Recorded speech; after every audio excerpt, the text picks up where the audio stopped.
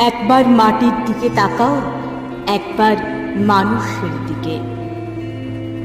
এখনো রাত শেষ হয়নি, অন্ধকার এখনো তোমার বুকের উপর কঠিন পাথরের মতো।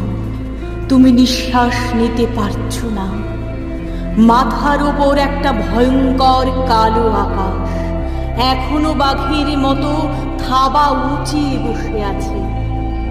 তুমি যেভাবে পারো এই পাথরটাকে সরিয়ে দাও, আর আকাশের ভয়ঙ্করকে শান্ত গলায় এই কথাটা জানিয়ে দাও, তুমি ভয় পাওনি।